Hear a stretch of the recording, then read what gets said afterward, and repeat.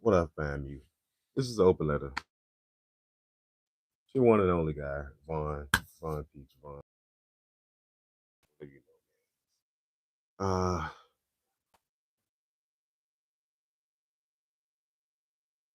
Just wanted to have an open letter, a moment, and talk about the recent things that have transpired at FAMU. A lot of people have made a lot of problems or complaints about, the installation of Marva Johnson as our next president of Florida A&M University. Full disclosure, I don't personally dislike Marva Johnson. I don't know anything about the lady personally outside of the fact that she has no academic experience whatsoever. But when you look at the moves that have gone on across the state of Florida, we've seen this happen time and time again, where the governor of our state has chosen to install different individuals into these key positions in the state of Florida universities that have no academic experience, but none of them have any experience running institutions of higher. And when you're talking about the most important position on a college campus, which is the campus president, you want to have somebody that has some experience dealing with institution of higher education, not just a businessman or a businesswoman or somebody who you think is cool or feel whatever about. But I wanted to make this video to talk about how we got to this point. And a lot of people are upset right now, and I don't understand why you're upset, because people have been raising the alarm, talking about all of the foolishness that has been going on at FAMU for years. FAMU has a horrible, horrible, horrible track record of placing individuals in key positions that don't have the experience to be in those positions. We've had deans of schools that probably shouldn't have been deans. We have individuals that are just one person and they're holding 3 or 4 positions. We have individuals that got jobs and positions solely because their soror or their frat brother was on the panel. We have people that got positions solely because, oh, that's my friend, that's my homegirl, that's so and so niece, that's so and so grandson. And we overlook that doing this repeatedly has weakened the institution. Doing this repeatedly has put people in positions that do not know how to respond appropriately to certain things. We have people in positions at FAMU that flat out just don't know what they are doing. And it's part of what led us to this point that we're at today, where we've had someone who has no academic experience whatsoever being placed as the president of our illustrious university.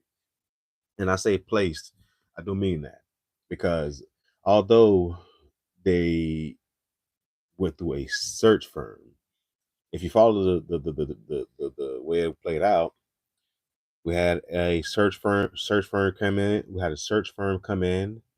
They bought up some candidates, and that nasty phrase DEI was uttered. Some people said that they felt as if this was a DEI heavy panel or something like that. DEI was raised, and that search firm was scrapped, only to bring about a new search firm that brought about these candidates that we had on the latest round, including Marva Johnson, who does not have any academic experience whatsoever, was a corporate fundraiser, if you will. But like I said, this is not new. We've seen this move happen across the state of Florida before, and we've even had this happen involving Rattlers. We've seen a Rattler alumni be placed as the president of a community college here in the state of Florida, Broward Community College. And when that move happened, a lot of alumni were ecstatic, happy. Oh my God, we got us one, we got us one, we got us one, we got us one, we got us Rattler, da da da da.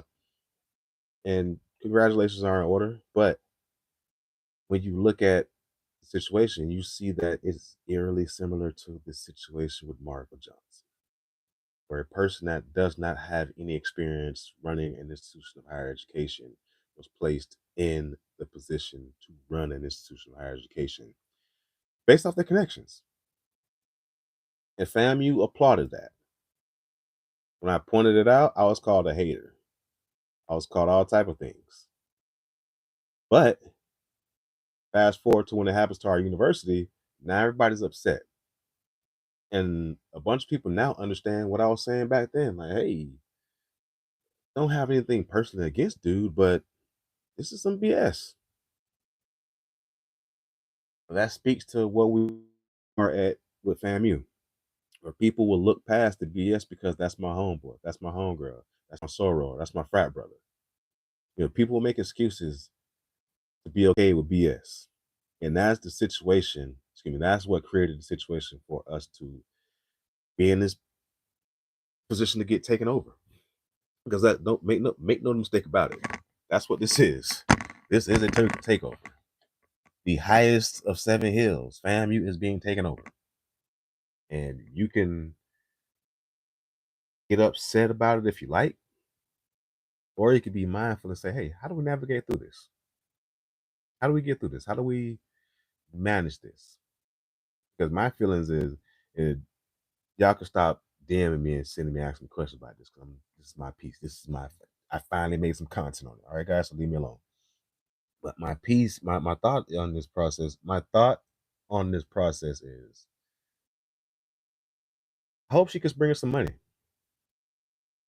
If Marva Johnson is that good of a fundraiser and that connected with the GOP and the powers that be and corporate America and whoever else she has connections with, if she's that, see those connections work for this university. You are in the biggest, most important position in the university. Produce, produce, produce. Because what we've seen no production from these other people that were appointed to the board of trustees. We've seen where individuals that supposedly had these great business communications, these great business backgrounds that have been pointed to the board of trustees over the years by the governor that most of y'all have not been paying attention to. And that's how we got into this position, because you guys weren't paying attention when these people have been put in place over the years. Nobody said anything. But when Marva gets the job, now it's, oh my God, what happened to the board of trustees? Why didn't they say anything? Why didn't they push back? Are you going to push back when the person who gave you your job is supporting the person being asked to vote on? Use your common sense, people. This game has been laid. This move has been put in motion for a long time, and we're not just seeing the results of it.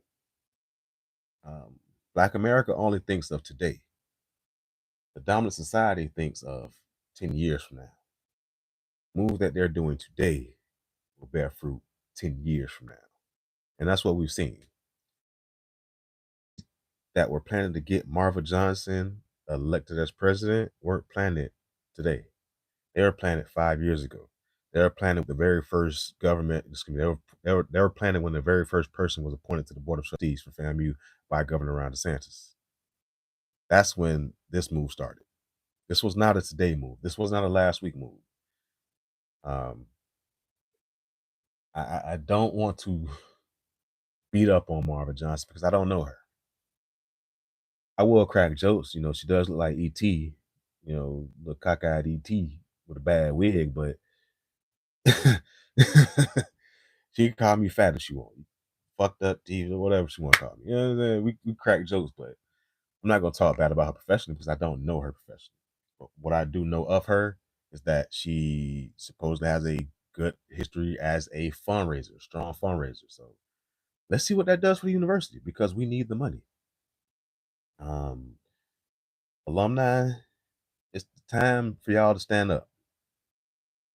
Don't point fingers at one another. Don't sit there and try and, oh, this is their fault. This, listen,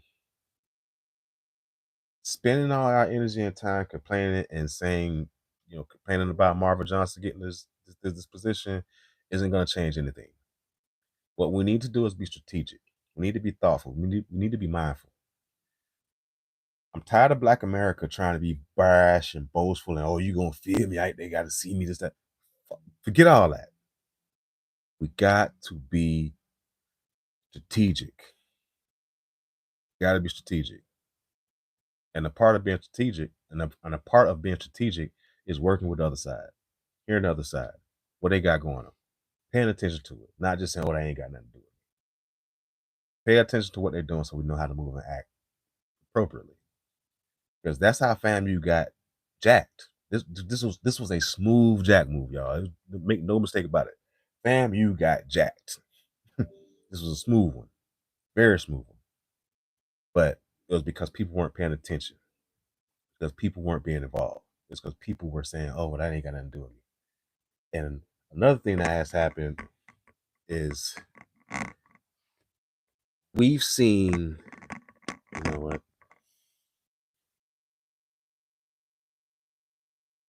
We've seen a lot of people get put in positions at FAMU that were pushing forward garbage and junk and BS, and nobody said anything because, oh, that's my friend. Oh, we know them.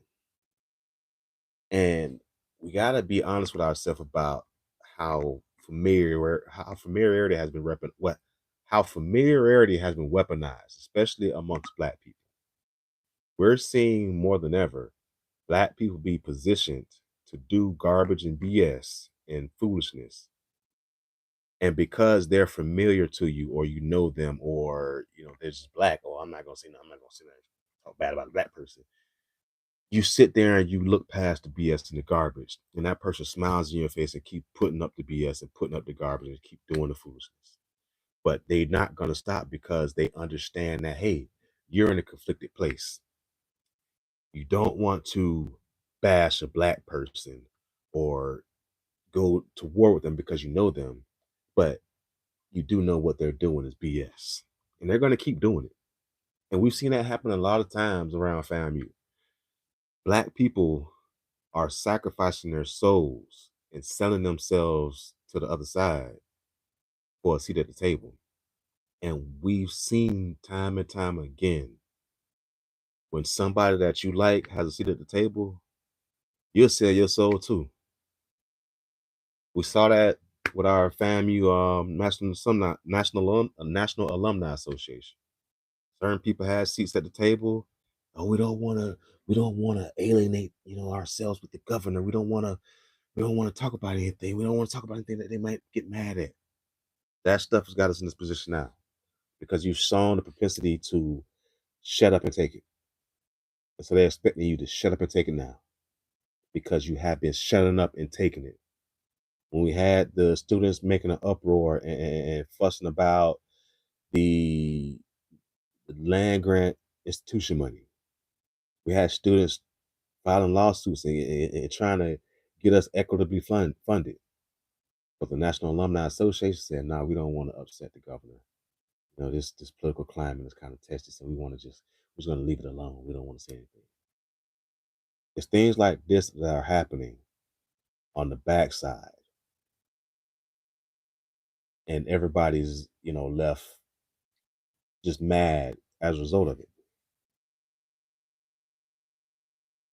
I just want to point out that in every other FAMU presidential search that we've had, the National Alumni Association has been super messy, super involved, super upfront about everything, just getting in people's way, aggravating people, doing all type of just doing too much.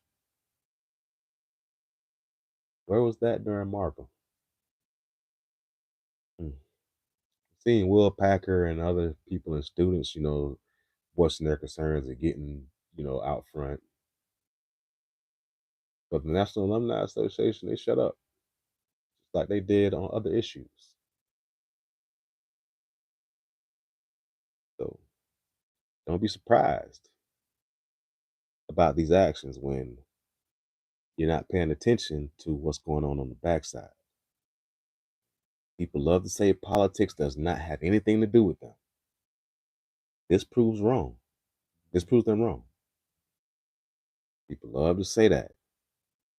And that's just a coping mechanism so that you can ignore the reality that's going on. The FAMU, keep your head up. Now more than ever, we got to participate and support our own and be that pillar in the community. How that looks going forward, I don't know. I don't know. But now is not the time to just boycott FAMU because that will be playing right into the long game. Because the long game says that we put somebody as president that they don't necessarily like, and then they're going to stop supporting university. They're going to stop going to homecoming. They're going to stop sending money. They're going to stop donating. And once that happens, we can show that, hey, this university is in the worst position that we thought. So now we got to go extra further. We got to go a little bit further with the state takeover. So we got to take over this program. We got to take over that program. We're going to do this. We're going to do that.